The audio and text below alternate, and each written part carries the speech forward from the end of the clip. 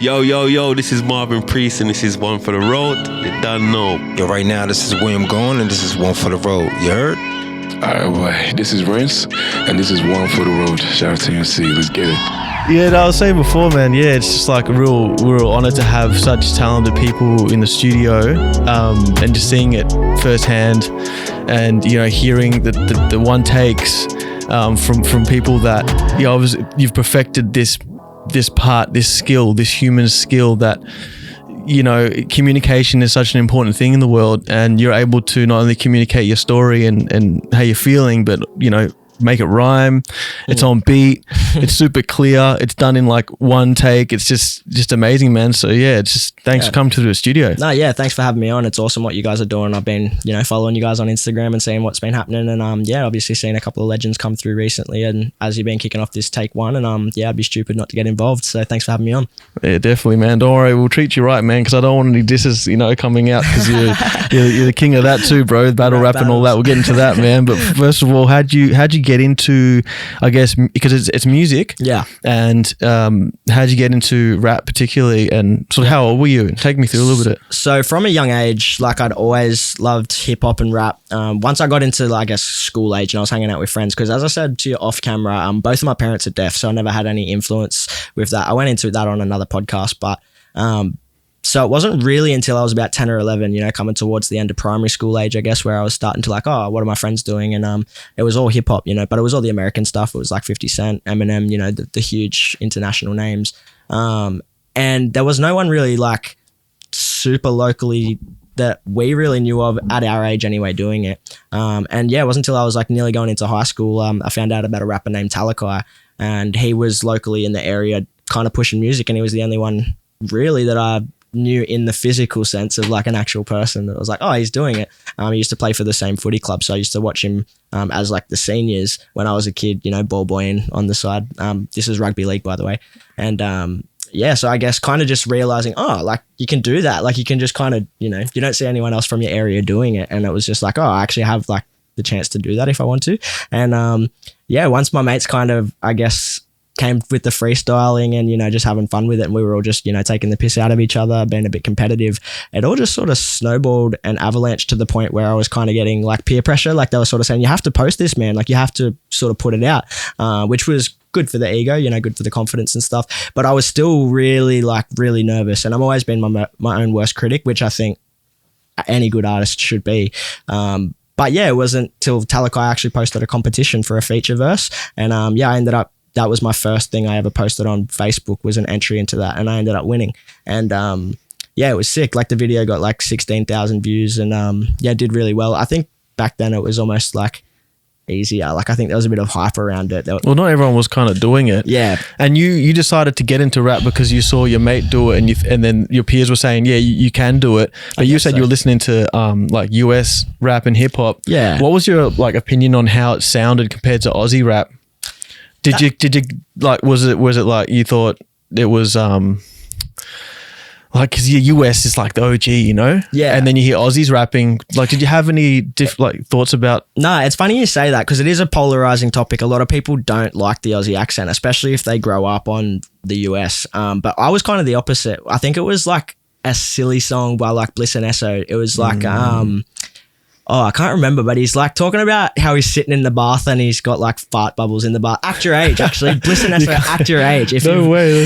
It's such an old song, but it was just like, oh, like these are just two like Aussie bogan, or even though only one of them Aussie, but yeah, just hearing that, you know, raw, authentic Aussie sound and voice, and just the classic Aussie humor and like subtle jokes that we would hear in day-to-day life. It's nothing I'd ever really seen put on the big screen before, and I was like, oh, that's fucking sick. Like someone's sort of like doing that for us before I'd even delved into the scene, and I didn't realize how big it actually was.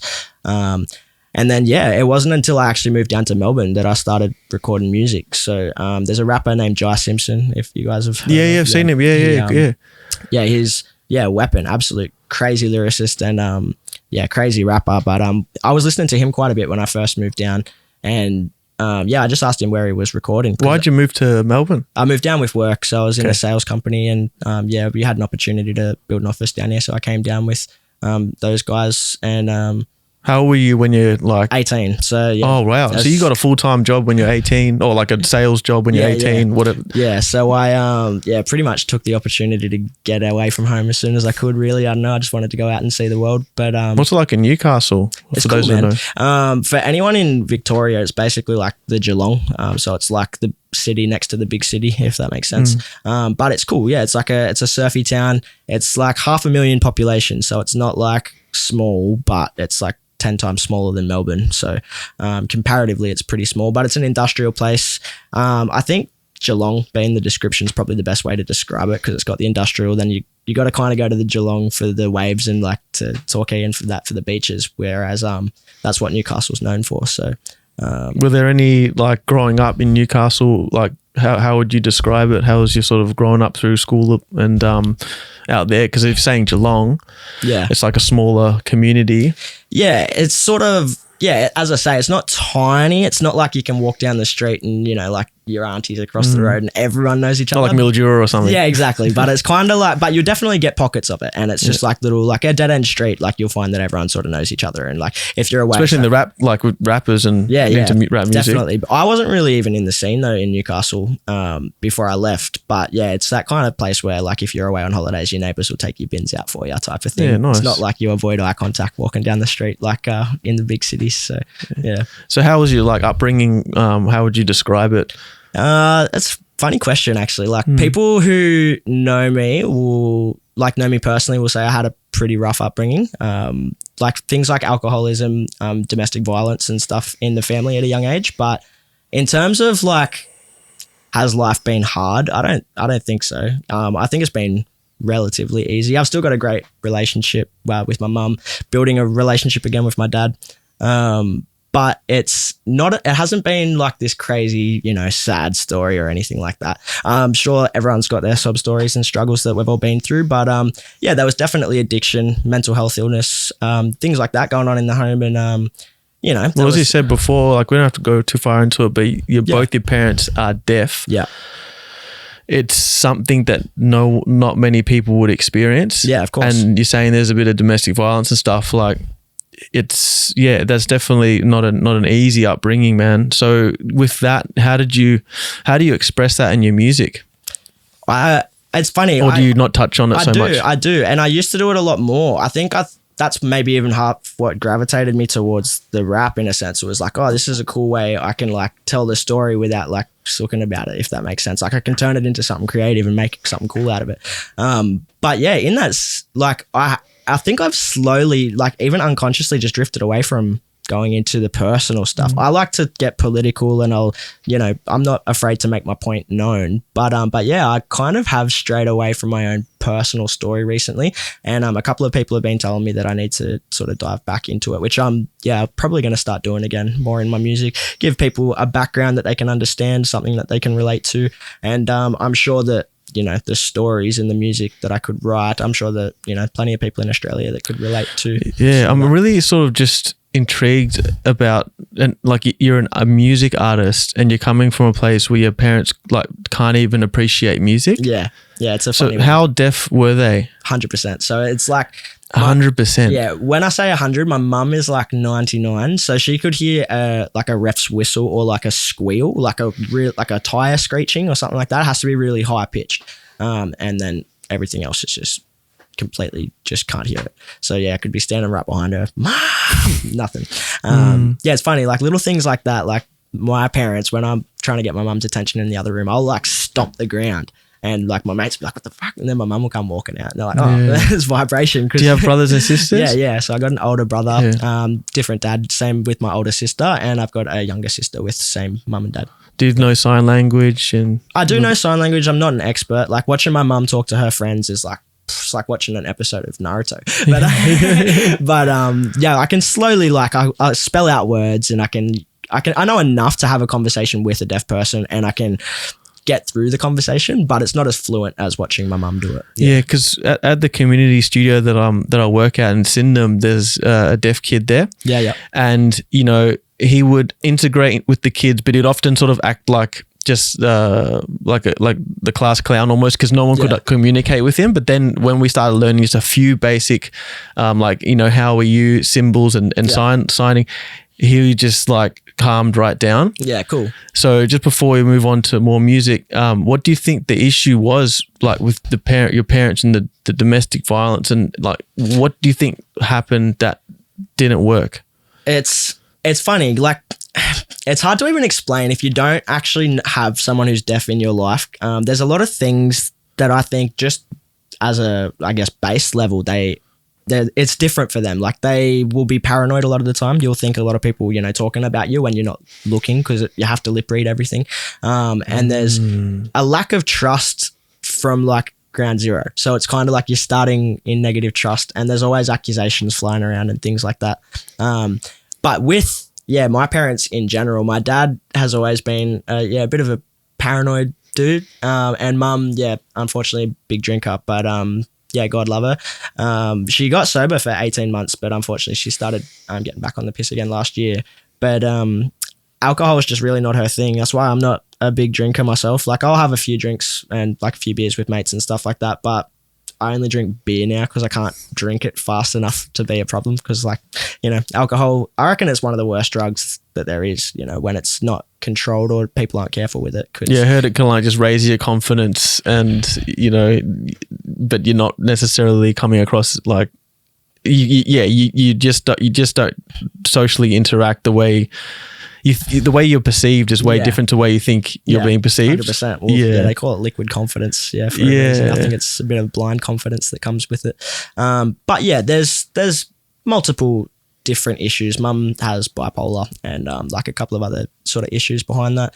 And I don't know. It was pretty toxic to begin with. They were never really good together, I don't think. They can keep a passive, you know, sort of friendship now, and they can shake hands and they can, you know, be civil, which is good.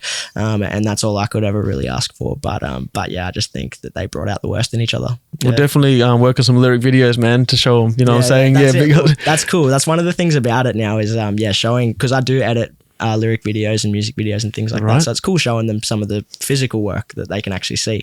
Because obviously, I can never show them any of my songs. So it's cool to be at least like, you know, this is the music video we did or something like that. No, much respect, man. Nah, cheers. Yeah. No, thanks for sharing that with me. And it's just good for people to understand like different people, how people just grow up differently, because I've just never really heard of that before, man. I've had mates with like mental disabilities, with friends who have children with, you know, disabilities and stuff like that. But two deaf parents, man. That's definitely unique, man. You're definitely a unique artist, man. And, cheers. And you've come down to Melbourne with the sales. Yeah. What was that like? Like, what did you learn in sales? Like, what were you selling? Sales is like, in terms of like public speaking and getting in front of a crowd, I think that's helped massively. Not only being like having deaf parents, I've always had to make appointments and stuff over the phone. I've been talking to doctors and stuff since I was 5 years old. But I think that, sales kind of like really teaches you how to talk to anyone, if that makes sense. It's all different personality types. You never know who you're going to be talking to, what questions they might have. And you want to be able to speak politely, but not irritate people at the same time. So you want to be able to talk to a 25-year-old tradie, and you want to be able to talk to a 70-year-old lady, but you want to be able to have a good conversation with both of those people. So if you're being too professional and too courteous and to the rough old, g'day mate, then they'll kind of be like, it's just not the crowd. And then if you're going to be swearing and rough with someone who's, well-educated, a bit older, you're going to come across as a bit of a that's true, man. I did a lot of research calling myself throughout university and everything, and I would just kind of call them up and say, look, I'm sorry, man, it's dinner time, I get it. We just ask you a few questions about Queensland Rail, whatever. I'm like, don't you know it's dinner time? I'm like, yeah, man, like I get you, man. Like, so like I would be that kind of vibe.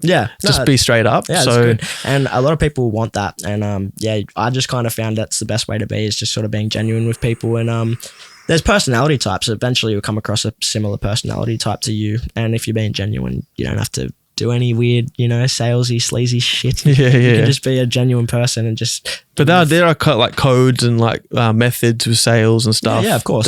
That's good. That's amazing that you've learnt that at a young age. Yeah. How long did you do that for? You still. No, not really involved with them as much anymore. Like I'm still in communications with them and things like that. But yeah, it was like 5 years that I was doing it. So yeah, kind of threw myself in the deep end. Was building like teams and stuff like that, and yeah, had teams of 10 guys and stuff underneath me. So I think that kind of helps. Yeah, with things like leadership or just kind of taking the first step in doing something. It's kind of a lot of people they just fear actually taking action, and I guess when you've just kind of gone through the motions and jumped off so many, I guess, deep ends before, you're just like, oh, well. Do you incorporate some of those skills into your promotion for your music or just getting the word out? Yeah. I mean, because... Yeah, so, when, like, we were in the lockdowns, I started, like, editing lyric videos and stuff like that. And, yeah, that definitely helped massively because I made a Fiverr account and then I made the video, like, this little video, promo video, because obviously I'm just learning, just a student of the game, just self-taught.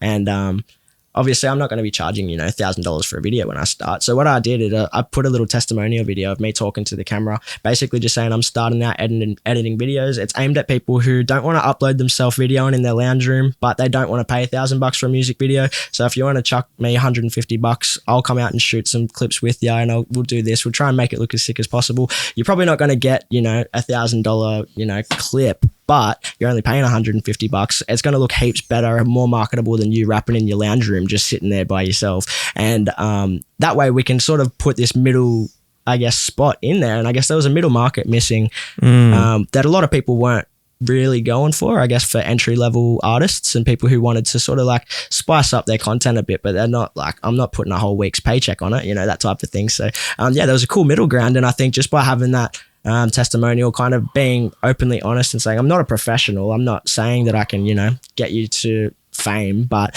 what I can do is I can help spice up your content a little bit, and I can help, make it more intriguing for the listeners and viewers. So how many lyric videos have you made so far?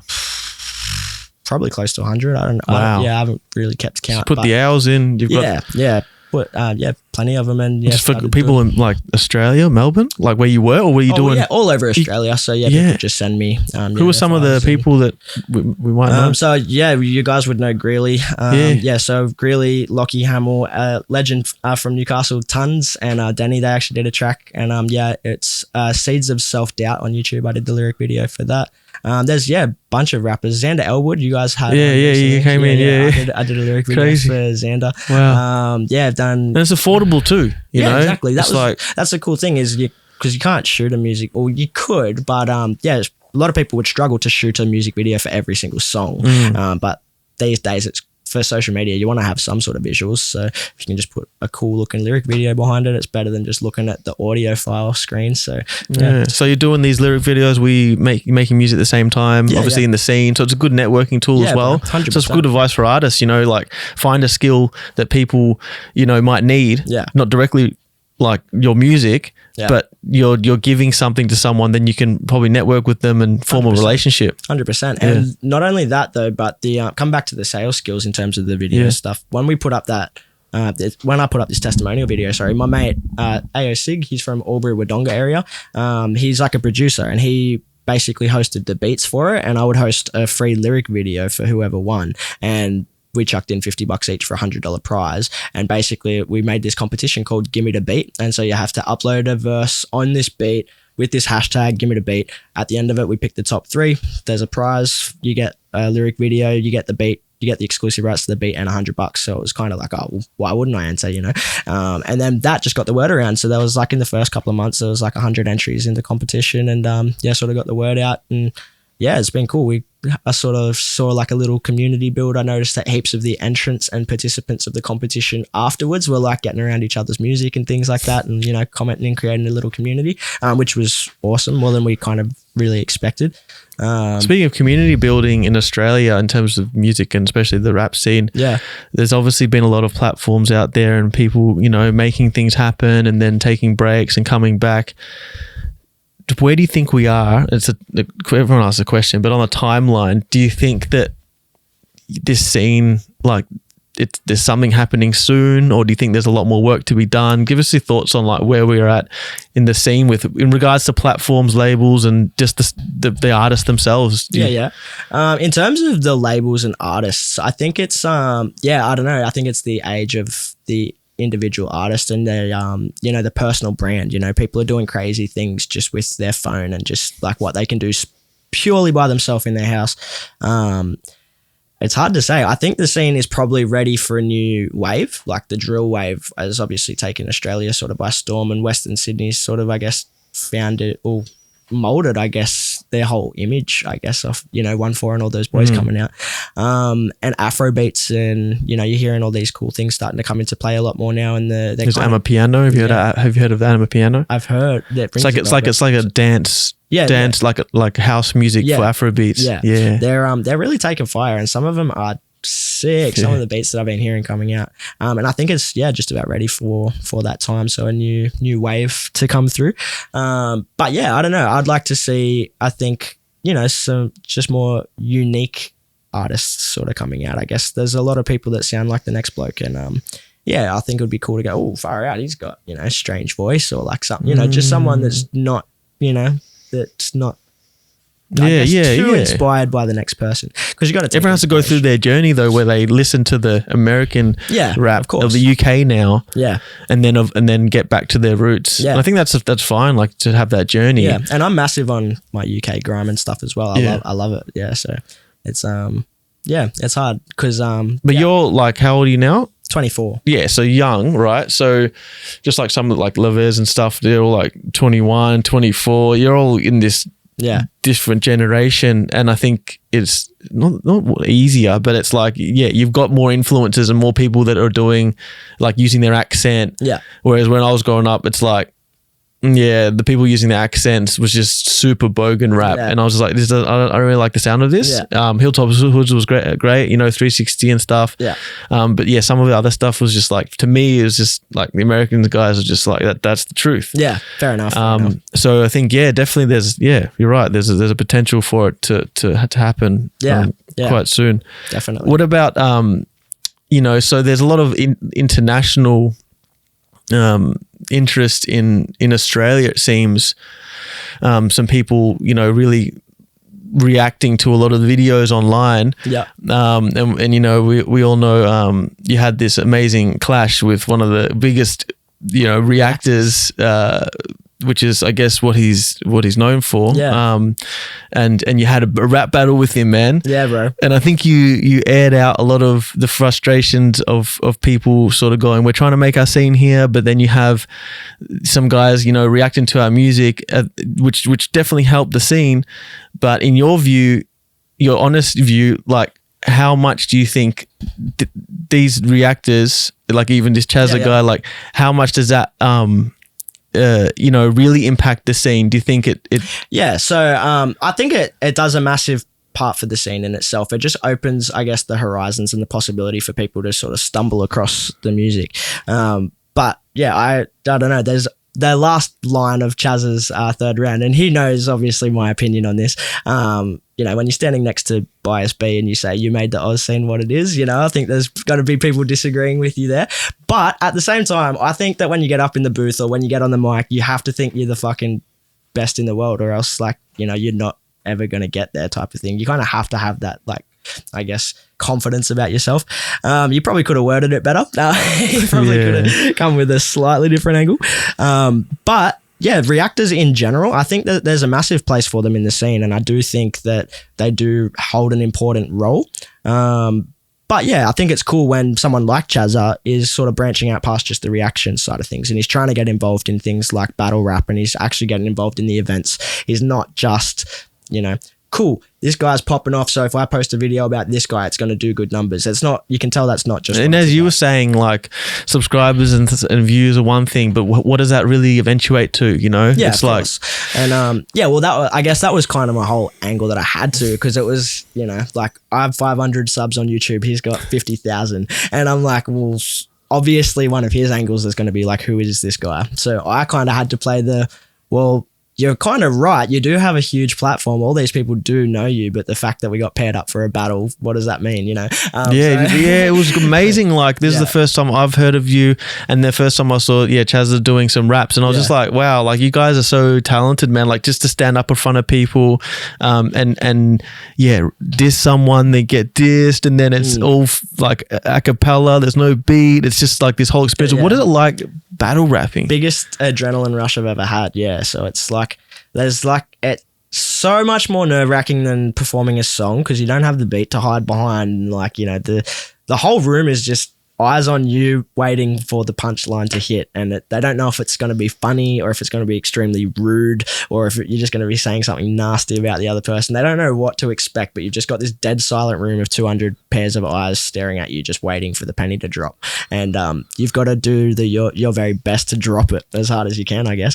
And it's like a stand-up comedian kind of, like exactly you like were that. saying before, like you feel like it's like a comedy show. Especially in Australia. I think that's one of my favorite things about the Australian battle scene is we do have a massive comedy aspect in our like battle scene. Whereas if you go to America, like a lot of the time, don't get me wrong, the talent is insane and the actual lyricism and wordplay is crazy, but it's not as entertaining for me to hear like 16 different ways this guy can pull a gun apart and use it to shoot something. Like, you know, it's like rap Olympics type shit. And I find it a bit boring. But there's all different angles that you can take in battle rap. And I think the best thing is not knowing what the other person is going to say on the day. Because it's like, I know that Chazza doesn't know me from a bar of soap. He's got, 15 songs on YouTube or whatever to go off and Facebook and Instagram to like come up with 3 90-second rounds worth of shit about me.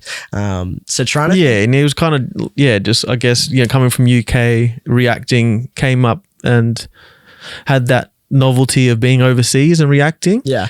But I mean... it was doing a few artists for sure. I just feel like maybe some of these guys can kind of get more involved with some of the artists, the upcoming artists, and put their platform on the line almost. Yeah, I get you. Yeah. That is one thing, because they got to obviously post content that they think people will engage with, because if it's trash content, then it kind of gives them a bad reputation, even like reposting it, sharing it. It's like, why are you doing this? The more the people see that, the less they'll want to watch the content. But at the same time, you don't want to just be getting the scraps off people who are making huge moves in the industry and then kind of like, turning a nose up at other people who could use your platform. So, that's really up to whoever owns the platform. Originality started from scratch, like from nothing, So if you want to be original and authentic, you got to kind of dig down to the root of yourself. Yeah, definitely. Your heart and soul, and kind of like work that out. And working with big artists is cool, but you've always got to come down to who you are. And 100%. Yeah, like these conversations I'm having on the podcast are sweet, man. Like I'm getting to know people. Like you're amazing, bro. Like, as I said, you did the one takes and stuff. It's like, wow, this is like real energy there. Like it's full on, it's crazy. Thank you. And then the battle rap too is just like blown away, man. So it's just, I think that's what we're missing in Australia slightly. Yeah. I think battle rap could definitely give, I guess, a bit of an edge off the scene that we could really use. I think the world's very like stiff and politically correct lately. So I think like just hearing two blokes just take the absolute piss out of each other is kind of like, a bit of the breath of fresh air that I think we might need. It's a venting. Yeah, exactly. Yeah. And it's just like, don't take life so serious. Just let shit happen, Like we used to be a bit rougher 5 years ago, I think. Even just before COVID, it's made everyone a bit like, I don't know, a bit more anxious just in general, I think. Yeah, how do you see the world at the moment? Like, there's obviously a lot going on. You said you're into politics. I wouldn't say I'm massively... Not politics, but the kind of... Yeah, I watch what's sort of happening in the world, and... I mean, it's like so polar, isn't it? It's there's the left, and like generally speaking, they've kind of stood for what's right and fair. Yeah. But then it becomes too fair. It's like... Well, it's funny because it's always been like left against the government too. And it's like now it's almost like the right is like the ones who are like, fuck the government. And it's like left. Totally like that. You're right. It's swapped. It's it's I feel like life's like a pendulum swing though. Like, I mean, like humanity, we kind of need the pendulum to kind of balance out. Definitely. Yeah. I agree. But it's really like swinging right now. Yeah. I don't know. It's crazy. You never know what's going to happen when you turn the news on or anything like that. I literally don't follow any news pages or like have normal cable TV. Like I just have like Netflix, YouTube, because I just don't want to hear the negative bullshit on a like constant repeated cycle. And I've found that like the last couple of years, especially, that's all it really is. It's just fucking negative energy. That's the stuff that goes sort of viral or attracts Of eyeballs, course, because we always focus on the negative, Of course, yeah. more than the 100%. positive. How do you stay positive in a especially in the rap scene, music in general? Yeah. When I mean, how do you stay positive in a rap battle? Like it's you fire back. I mean, yeah. How do you navigate it? It's funny. Like I had to sort of like mentally prep for the worst, I guess, you know, like because this year, like I've had a couple of deaths in the family and things like that. Rest in peace. But I realized that going into prep for the battle that I'd put on my story like a rest in peace thing, and I was thinking, fuck, like if he writes an angle like about one of my dead relatives or something like that, I was thinking, all right, well, fuck, that's something I have to be prepped for, because I'm not going to like punch someone on stage, you know. It's battle rap, it gets ugly sometimes, but he didn't, you know, he's a respectful dude, thankfully, but I was mentally Sorry to hear about that, man. No, thank you. Yeah. I appreciate that. And my nan, she was a really good woman. But it was something I was mentally prepped for, and I kind of just had to tell myself, you know, like I've seen battle rap get ugly, and I love battle rap. I love it, and I love it when it gets ugly, if that makes sense, when I'm watching it. So like it would be kind of like, I don't know, strange to say, oh, I don't want any of the really rude stuff said to me, but I want to watch other people do it. You know, like rest in peace, Pat Stay. He was a legend, but yeah, some of the shit that I heard come out of his mouth is definitely like made me do a double take. It's like, holy shit, can't believe I just heard that. So Was he a rapper? Pat Stay, yeah, like legendary rapper. He Where's he from? Canada. So he's right. I wish, honestly, that I delved into his catalogue more than I did before he passed, but he just passed in the last, I think, 12 months ago, roughly.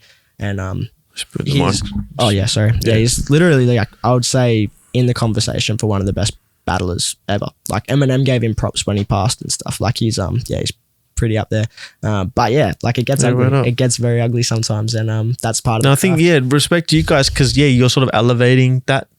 When Curse and 60 kind of did it, they would seem very angry. Yeah, like, 100%. And there was all the anger and all the problems, and they kind of just vented it out in a way. But now we're in 2023, it's like we've got options. Yeah, and it was kind of like, I feel like they almost kind of had that put on them in a sense. Like, don't get me wrong, they had their opinions on each other and stuff, but it was also the culture. It was like the lads versus metros and like all of it. Like, they didn't realize what was going to happen. It was going to turn out as big as what it was, I don't think.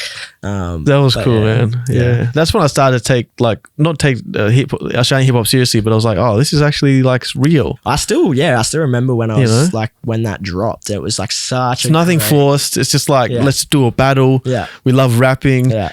Yeah, the lads versus the metros. It's like the guys who had like a crazy, I don't know about 360's upbringing, but you know, it's like the problem childs of the world, like, versus like the, guys are like, just want to look good and want to just, make nice music, and it's just like melting pot, man. I think it was awesome. A big culture clash, and that's why the numbers did so crazy, because it was just that, because there's room for argument, and we're talking about why there haven't been like judging the last battles and things like that. And I think it kind of makes sense in a sense of like, if you don't have an answer, you put it online, it leaves it for people to argue in the comments, and then they're actually going to keep coming back. Exactly. Yeah. So if you've got a decision made and it's like, oh, well, the decision was made, no point watching it again. Like, he already won, So I think it's cool in the sense of like, it leaves the argument open and people can just fight over it. But at the same time, when you're writing like battle rap, you're writing to win. So what have you seen in the comments? Like, what's the general, I mean, it's like, it seems like it's a bit of like,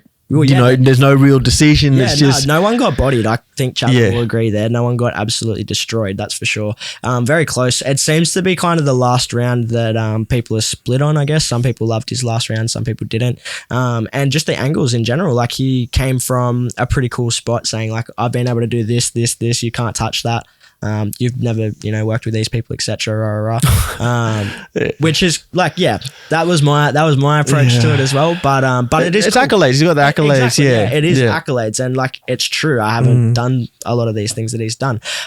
Whereas, for me, like, in battle rap, it's about dissing the other person, not bigging yourself up as much. Which, don't get me wrong, you can do, but But yeah, that was I think the two polarizing sides is people either loved it that I got put in my place and like, you've never achieved this, you've never achieved XYZ, rah, rah, rah, Chaz is up here, you're down here. And some people were like, well, fucking, you know, like just do it with the music, talk with your bars, you know, like Yeah. actually like, I think you were hilarious, man. Like the things you were saying were just like real. As I said, it was almost like a comedy. Like you had this kind of comedic element to it, which was really entertaining. That's how I've tried to think about it. And that's what I've always enjoyed watching in battle rap is the comedic stuff. So and plus, like, you know, as I said, 5'8" and I'm like fucking 60 kilos wet. So if I do the whole staunch, he was doing the tall thing, wasn't he? And the little kid not really. Nah, he didn't. I don't know. I did take the piss out of him rapping like a tough guy, but that was based on his songs, not necessarily the battle. But yeah, shit. No, it was really entertaining, man. Hands down. Yeah, shout like both of you. Yeah, big ups to Chaz, man. It was a fucking sick event. One of the best things I've ever done. And we got another one coming up next week. So you better be ready, Rossi. Well, this will probably be out by the time, but see how we went, Rossi. Yeah, see how we went, man. Definitely. Yeah, no, I think it's good for the scene. I don't know. I think if battle rap was to live on, it would have to evolve, and I think you've definitely, you know, shone like a different view on it. No, cool. That's what I wanted to do. I didn't want to sound like anyone who'd previously come on into battle rap before, which is exactly what I was going for. So thank you. Good to hear. Yeah, no worries, man. Yeah. So do you have like you said, you listening to some Afro beats, or you know that's coming up in the scene on different styles of music. Are you like looking to make different kind of music? Like what's your trajectory like for the end of this year, so people know what to kind of expect? I've always sort of experimented with sounds, and especially like beat types, BPMs and things like that. But I've always had like a strong connection to, I guess, the roots. So like I love just my old school boom bap, just hip hop beats, and I love grime as well. So like over in the UK, obviously they got some crazy spitters over there, and obviously, you know, people like Wombat, Alex Jones, Nerve, things like that in Australia, they really kind of pushed grime. And obviously Fracture, Scotty Hines, obviously they wouldn't have even probably been doing it if it wasn't for those boys. So it's cool kind of just watching and like picking all of these little parts and elements out of hip hop, grime, or like, you know, whatever parts appeal to you, and then just trying to incorporate them while not sounding like anyone else. You got to have your own spin on it and be unique, true to yourself. With incorporating all the different elements now, I think the opportunity is pretty endless in the types of music that we can create, and Australia is massive. There's so much hidden talent around that opportunities are endless, man. Definitely got to get you in the Culture Sound. Well, you're in the Culture Sound studio, TMC studio as well, but to make a track and man, 100%. You know, and I think definitely the future's is what we make of it. 100%. I'm a big proponent of like blending different sort of genres or just styles together and try to make like a symphony out of it. 100%. You know, but if you keep it real and you got your own voice, your style, it's you, it's authentic. You got the bars there, the formulas there, but then you could insert that into a different like beat and have different artists feature and stuff, and we could make something special. I keep thinking like Australia, that's what the sound will be. It'll be this fusion. And we live in an amazing country, you know, like it's just so blessed to be here. There's no war, you know, you can get on Centrelink if you really need to. Like there's a lot of safety barriers for people. Pretty lucky, yeah. So I think let's take that energy and let's make, you know, the world's best music for the rest of the world to listen to. Yeah, no, I love that. Yeah. Definitely like plenty of talent hiding in the shadows, just waiting to be seen by the rest of the world. That's for sure. Yeah. Are you open to some collaborations and stuff? Yeah, 100%. Yeah, working on actually probably a few people waiting on me, to be honest, because I've been so hectically busy. Obviously, like personal stuff started the year. You were saying before people are seeing you in the malls or something like that, they'd recognize you. You know, like it's good, man. Like they're probably recognizing you now, and you know, like it's cool. I've noticed that especially in Tassie. Like, and big ups to THC, everyone down in Tassie, Greeley, Dundee, Lockie Hamill. It's been really cool networking with that whole crew down there, because first time I went down there was just for work, and I booked an extra week just so I could go around and meet a few people. Didn't end up like booking a hotel, just ended up couch hopping, just never met anyone. I've never been to the state before. And just ended up like meeting musicians and collaborating with my brother Pete, who I'm actually going to catch up with tonight and rehearse, because we've got a joint EP on the way. When's that dropping, man? Oh, we have to still record it, man. So we're it's summertime sort of. Yeah, we wanted to get it out this year, so ideally it'll be done by December. Crazy. But yeah, so we got like 10 tracks on there, and 2 more tracks with other names. I'm not sure if they're going on the EP or not. But yeah, he's absolute legend as well. And it was just like instant, like no one wants anything from you. They're just genuinely like interested and they want to do music, and like everyone's really about it down there. The older fellas, you'll see people 50s and 60s rocking up by themselves to a rap gig to support one of the 22-year-olds that's up there, because he knows he's like a young up and comer or whatever. And like it's sick, man. It's so dope to see people really like getting around and boosting each other up like that. I never really saw much of that in Newcastle, but Greeley has now kind of, I guess, taught me a lot, and taught me a lot about Tons, an older fella up there that I'm really, really keen to link up with and get back and do some stuff at home with. But yeah, when I was there, we didn't really interact, with the older heads in the scene or anything like that. It's too cold, man. You can't walk around. It wasn't as much, sort of, I guess, passing it on to the next gen. So yeah, I'm cool. I'm very keen to go back and sort of see my roots in Newcastle and sort of see, I guess, the history of the scene up there and stuff like that, and learn more about it for sure. Yeah, mad, man. Well, you're definitely doing your thing. You're in your early 20s, man. Enjoy your life, man. That's it. That's what the 20s are for. 100%. And you're 24. Yeah. And man, it's good vibes all around, man. I appreciate it. It's great to just meet you today as well. And see you in the booth. No, and thanks, man. you killed it, man. You guys are gonna take one. It's gonna be crazy, man. No, thank you. And and looking forward to that EP. Where can people where can they check you out at?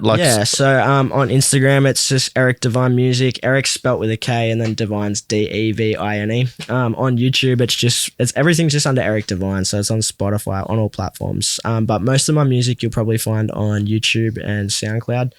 Just because, when I was first starting, I wasn't getting into all the uploads on all platforms and getting my distro kit set up. But yeah, now we're starting to push that all harder this year. And if you go to the link in my bio on Instagram, I've got a playlist curated of like every channel I've been on YouTube. So like THC, Sloth Productions channel and things like that. So you got all my videos in one spot if you wanted to go through and check out the catalog. But yeah. Smart moves, man. Yeah. Keeping it right. Yeah. Using them sales tactics in there too, man. That's it. Can't leave that out. Keep it all in one place so people know where to find it.